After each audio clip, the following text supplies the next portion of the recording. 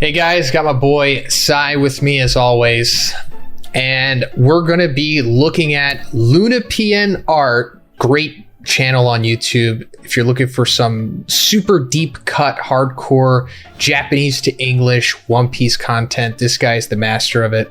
But he brought up a really interesting theory that I want to go over with Sai, and it's what Emu's abilities could be. Not the devil fruit, we talked about that many times. Still kind of lines up like a devil dragon, something like that. But what the actual abilities are themselves, where they come from, and what Emu's weakness is. And it really makes sense, and it's kind of been staring me in the face this whole time. I feel like an idiot for not figuring it out. But anyway, so as we know, Emu is shrouded in darkness and is always at Mary Joie. Never leaves Mary Joie for some reason. Always has the Gorosei or somebody else doing their bidding. And what if it's because Emu cannot go into the sunlight? I like that. I've thought about that a couple of times, but I never really thought about it legitimately. But now that you say it, it's like, yeah, that could make sense because there's such a heavy themology in One Piece with sun versus darkness. And now we have like the D clan, which is like the half moon clan. And it's like, okay, like what's going on here, right?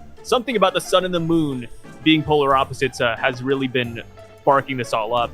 And yeah, like if Emu, like you said, can't go outside, then it would bring more emphasis on Luffy bringing the dawn, because that is the sunlight, right? Maybe that's the whole thing here. It's been staring us, like you said, right in the face. And it's, sun god Nika, which we've talked about many times. It's like Luffy doesn't really have any kind of sun abilities, but maybe they'll come later. But it's very likely why Emu fears Joy Boy, because when his haki was released from Emmeth's knot, knocked the Gorosei out, Emu was scared, shook. And it's because, oh no, my absolute weakness. And that probably goes into why they were trying to erase the fruit and the legend of Nika forever. Not necessarily just because he's a liberator and was trying to take down their whole fascist regime, but because he is just the direct weakness to Emu. And I think we have already seen this before. Now, as we talked about many times before, actually Dax Sake, our boy, made a video recently about how most of the villains that we've seen in One Piece already are like just showing us what Emu is, or how they parallel or relate to Emu in some way. One of the biggest ones is Enel.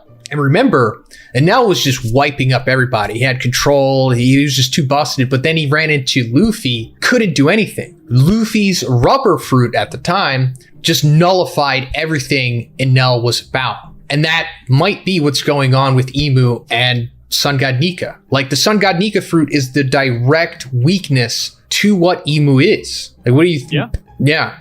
No, I agree with that. And there's so many parallels here, right? Enel seeing himself as a god, Enel having the Arc Maxim, which people are saying is like the weapon that destroyed Leloucia, right? If you compare the panels side by side when they got destroyed, or when Enel used his crazy attack that destroyed Fairy Verth, or not Fairy Verth, I'm sorry, the Verth that was up in the sky, it looks identical. So I do think Enel will be some sort of parallel to Emu, and that Luffy will be this natural weakness, which I guess now begs the question, if Luffy is the natural weakness to Emu, how is this going to be a crazy fight? Because I love Enel versus Luffy, but it was definitely one-sided. So I'm wondering if now there will be some sort of hack against the sun that Emu is able to utilize. Like a weird example would be like the solar eclipse in Avatar, right? Like, will there be some sort of event where something's blocking the sun and that's how Emu goes outside for the first time? Because that'd be kind of sick.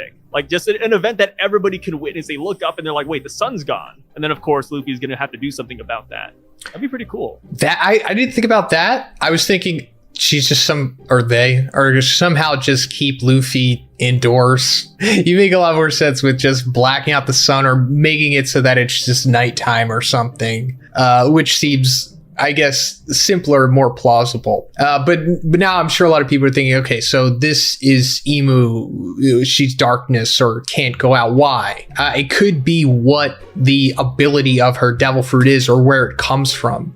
So it's essentially like Blackbeard's devil fruit. Like Blackbeard has the darkness Logia. And what I'm about to say here maybe is not like what is on Viz, but this is what like essentially the direct Japanese translation for what Blackbeard says. He says, darkness, the gravity of it pulls in the essence of all devil fruit users. Against every ability user in the world, he's gained an unblockable power. And that was always interesting. Like, how does that work for Blackbeard? Like, how is he able to nullify the abilities? Because this was before Haki was like fleshed out. Like, I was actually rereading that chapter today. Like, I think it was like 441 when Blackbeard goes against Ace, and he's like, "Oh, I bet that's the first time you've been hit with a real punch in a while." And I was like, "Oh, this is definitely before Haki." Because, like, now everybody has Haki. Devil fruits don't really mean much anymore other than just having cool abilities. But it's like, that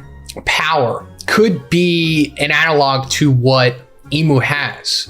Maybe it's just the more advanced version of it because, as we've talked about many times, there's like levels to the devil fruits, like, Aces and Aki-Inu's, the weight manipulating devil fruits, the ice devil fruits, the other manipulation devil fruits like that all have levels to them. They get better and better. It could be something like that. And this is really jumping into just wild theories. There's not really much that I know I can go off of, or even Luna Pian art really went much into it, but something with the dragon devil has some kind of like darkness or void emptiness power to it. And I know it goes back to that mural on the Atom Tree, because we see like that big dragon like thing in what is implied to be the before the Void Century, right? Or at least is it like the right side of the mural? Okay. Yeah, I think that's the right side might be the serpent. The left side I think might be Emu, but like I said, that's like still a heavily debated topic right there. Yeah, I mean, the left side for sure seems like the Void Century War, and that is Emu grabbing the sun. But it's like, what is the dragon devil thing? Is that what led to Emu's devil fruit? The way that like Sun God Nika himself, if he was a real person, which seems possible, led to that fruit, obviously.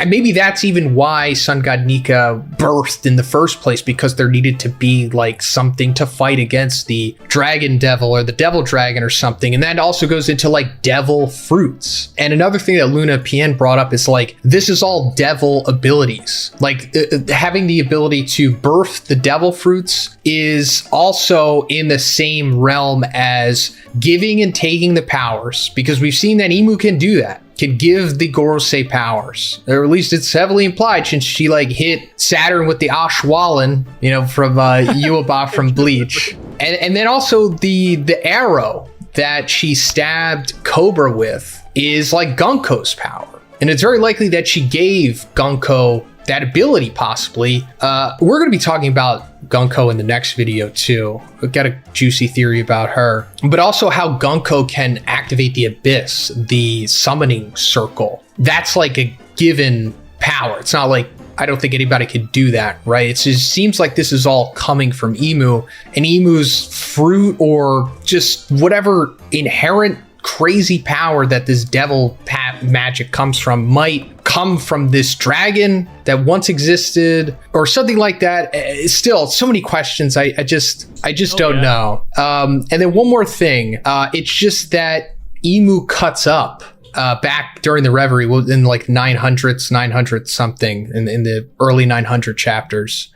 She cuts up the pictures of Luffy, Blackbeard, and Shirahoshi. And we're wondering, it totally makes sense why she'd cut up Luffy. Shirahoshi will go in towards the end of the video. But why would she cut up Blackbeard? I mean, he's a D, but like, he's not, Warrior of Liberation, Sun God. It's like, is it because of his devil fruit or is his power? Something like that. Yeah, that could be it. Maybe back in the day, there was a Blackbeard equivalent, right? Because we know that Luffy is Joy Boy, Nika, like that. Those are his equivalents in the past. So maybe Blackbeard had another one as well. Maybe Blackbeard is similar to Luffy, where maybe instead of Joy Boy, there's like a Frown Boy out there.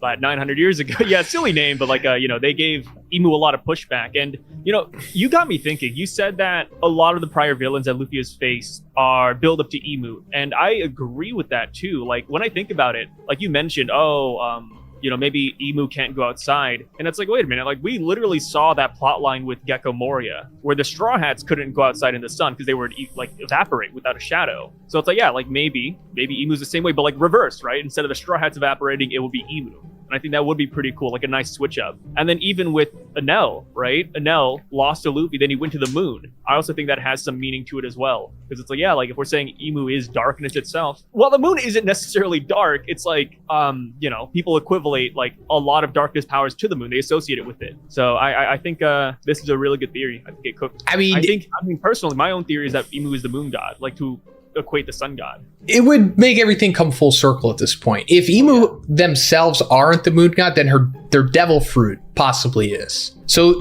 for our final crazy theory in this video, it goes into Shirahoshi. Like I said, why is she cutting up Shirahoshi's picture? So it's very possible that back in the day, Lily, the person that we know Emu is obsessed with, kind of, or that's the implication. Nefertari D. Lily, the ancestor of Vivi. She was like the Vivi of the Void Century, essentially.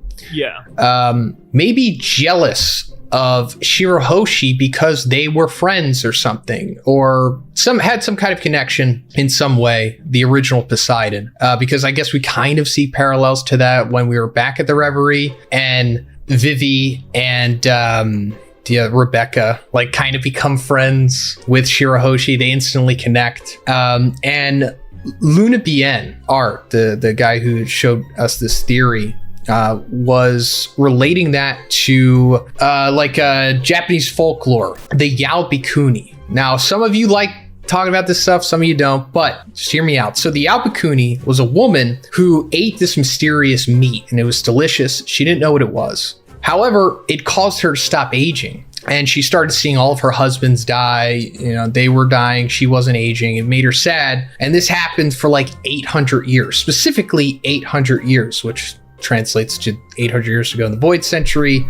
But it turns out that the Yao Bikuni woman ate mermaid meat. That's what made her like immortal. So the conclusion to that was that Emu ate the original Poseidon, like Big Mom style, maybe even Big Mom eating the kids in Mother Caramel. I don't know, somehow is a parallel to that maybe, but that's possibly what led to Emu's immortality. I mean, I've been as strong on the stance that Emu had the perpetual youth surgery performed on them, and that's still possible, but maybe it's, I don't know, if you eat Poseidon, you become immortal. I don't know why Emu can bestow immortality on the others, like the Gorosei. That's the implication there. Other than that, I don't know why she hates Poseidon. Yeah. I mean, another reason why Emu could just not like Poseidon is just because of the threat of Shirahoshi. But I do like this backstory, though. I don't think it would be super crazy. Like, I think when people think about Emu's age, right? Oh, they're 800, 900 years old. It's like, okay, Law's immortal youth surgery, like that's probably it. But like you said, like I would love if there was another option, something that we just didn't expect. Like, oh, they ate this person or they ate that person. And the thing with the mermaid princess Poseidon, we don't know how that works. Like, what, like every couple hundreds of years, one is born and they're just like 10 times the size of a regular fishman and they can talk to sea kings. Like, that's already wacky. So if you say that Shirahoshi has like this meat that if you eat it, you become immortal, I don't think that'd be super insane. That sounds like a almost One Piece plot thing that could be introduced later. That's why I'm not completely writing it off. Yeah. I still think Law might be the right answer, but like you said, like you can't completely write this off. Because like if you would have told me before we saw Big Mom's backstory, like, oh yeah, Big Mom ate Mother Caramel and that's how she got her ability, I was like, how does that work? Yeah, and you said it yourself, like, well, I mean, even Luna Bien, right? Like, Emu might just be this amalgamation of everything we've seen before from the villains combined. And hey, like this, like you said, this is Big Mom's part. We have the Gecko Moria, don't go outside. Enel with the natural weakness, going to the moon. And now we have Shirahoshi and Big Mom. Like, boom, there we go. Yeah, I mean, but that's all I got for now. Emu, weak to sunlight, can't go outside. Sun God Nika, direct counter, and some kind of demon dragon devil fruit, maybe based off of something that actually exists. But yeah, let me know in the comments, guys, what you think about this. Subscribe to Sai, as always. I'll have the link to his channel in the description. Peace out, guys. Peace.